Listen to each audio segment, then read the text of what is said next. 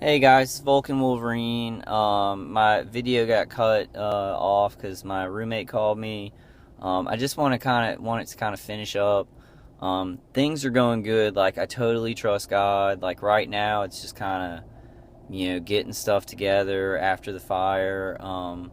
But that thing, I mean, and I know like my mom's gonna, the insurance money is gonna take care of this, so it's not gonna be like we lose a bunch of money. But it's almost priceless, knowing that those plates, they went out and it's been way better than it was at the house. So I'm glad to be wrong about that, but it's something I have to learn, and I'm gonna have to go through some more stuff before I learn it. But that was a fear that was letting these people hurt me more and control where I was, control the positioning, control me staying in that house. So I have to kind of learn what that means, what God's trying to show me in this, and just how I can use it to understand these weapons better and what my situation was. Um, I just wanted to mention this today, and like all my target individual friends are just like, giving me their support. I'm gonna go on a conference call on Monday and just kind of talk about my situation and what happened. Um, it wasn't stalkers who started the fire. I don't think. I don't think they sabotaged anything inside the house to do something that big. I don't know though, because they had access to the house a lot. They could have set something up with their not with their know-how to maybe start an electrical fire and screw up my electrics in the house. My electrical wiring, but then it became that kind of like they attacked my dad, and it wasn't really supposed to give him an aneurysm, but then it almost killed him. It could have been one of those things. I don't think so. I think it was just an accident, or it was some faulty wiring. Um, but anyway, everybody came out, not burnt and alive, so that's a blessing. I'm gonna keep moving forward with the target individual stuff. I'm a little bit sad because I was going to get a bird listener, and I had this guy right by me. I had my attackers right by me. So that kind of helped us out in a whole, like, proving that this was going on kind of way. But I can't do, I mean, there's just nothing I can do about it. Because the house is like 2/3 of it is just, it's pretty much melted. And I can't go back in there and live in there, and I don't think I would anyway. I think I'm better off kind of trying to get away from it. I think it's less power for the equipment. If you let them build up around you, especially if they're ex-military, and they're getting your frequency and they're real close, it's going to hurt you more. They're going to be able to do a lot more stuff with the remote neural monitoring.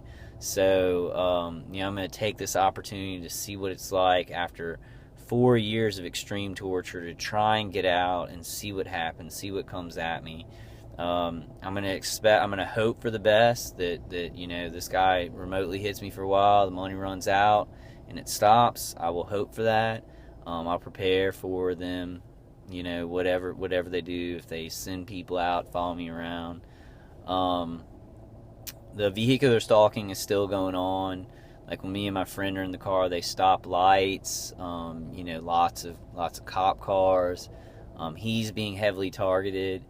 Um, so he's definitely on the list, and I don't know how that's going to go, but I'll keep y'all updated on that. And he's a very close friend. We hang out all the time.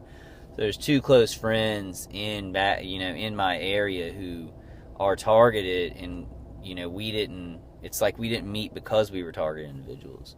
So that kind of tells me. I mean, it tells me that these people do pick up people around you, which is very worrisome to me. They kind of just, it's convenient. If there's somebody around you or a family member, they will target that person because they're convenient. Like, that's one of my theories. The other theory is that, it's just happening so much that it's just happening to so many people. And, God is kind of pulling me around other target individuals so I can maybe do something for them. And I'm trying my best. I don't know what to do in these situations. Like, I'm just like y'all. Um, but I did see something. I want to go ahead and end it because I want to bring my dog in, see if I can get in there early. But I saw something really cool when I was picking up chargers for my phone. Um, there's a little snap cam, and probably a lot of y'all know about this, but it's like a little snap cam that fits on your chest, and you just click it once if you want to take a picture, click it twice if you want to record, and it can record all day long. Like, it can record your whole day. So I think this is going to be a very good tool for us target individuals. It's like $70. I kind of want to get one for Christmas, and then it's just like, if you see something, you don't have to pull out your camera phone or something. You can just go pop pop. You hit it twice, and then you can record. So if you see something really suspicious, if we're all doing that and we're all picking up really suspicious like evidence of this stuff, this will go faster. Because like I say, and I'll say it over and over again, this is going to end. It's just a question of how fast it's going to end. How fast are the DOD and the Air Force going to come out and say, we were experimenting or doing whatever, and then wrap it up, and then these weapons will start being pulled in. It's got to happen. It's going to happen. I think targeted individuals, we get to decide how fast it happens by how much we act, how much information we put out there. And I'll tell you what, like my house burning down, whatever, all this stuff, it's not going to slow me down on this. Slow me down a little bit because I couldn't make videos during the week. I guess I will go to the house and I'll show y'all. I'll take some extensive pictures of all around the house. But it's just a house. And actually, it was a horror house of torture and, electronic torture, cooking. They were cooking me in there. So I looked at it, and I don't know if y'all have ever seen Buffy the Vampire Slayer, but at the end of season 3, they burn the mayor and the school burns down, and they're all just kind of looking at it, and they're like, yeah, graduation.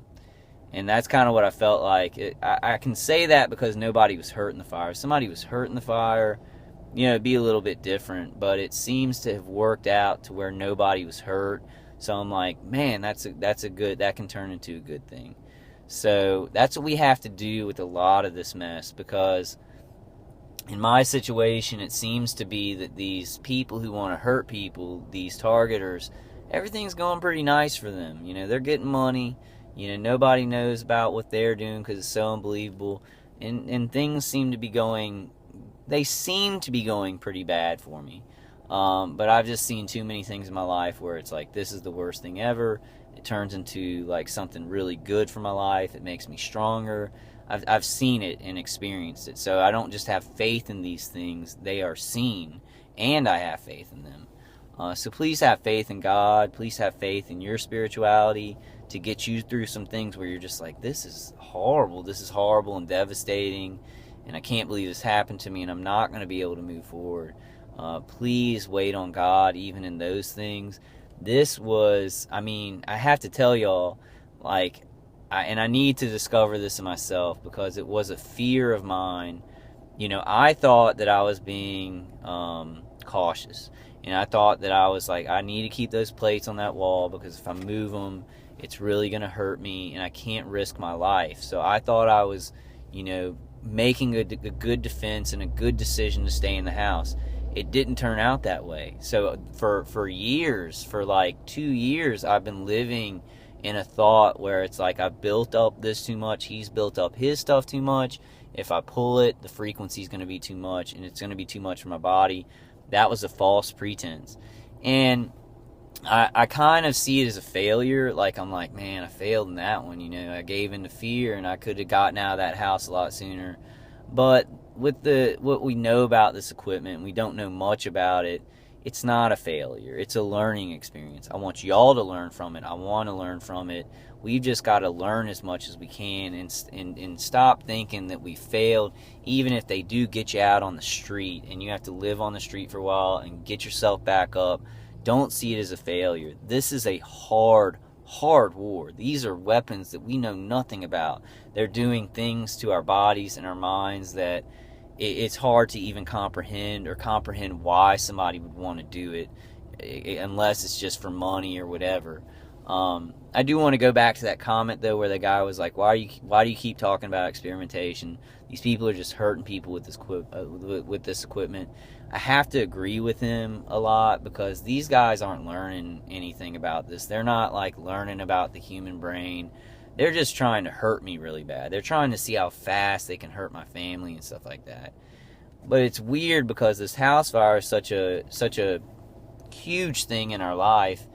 And I see, like, my parents are very worried about it, and they're like, this is a huge deal, But, like, where I'm seeing it, and I guess this is, like, this whole thing, because you're living in this secret world where these people are attacking you, and your family and friends are like, oh, this is good for you to do, and you're like, no, this is not good for me to do because these people are attacking me.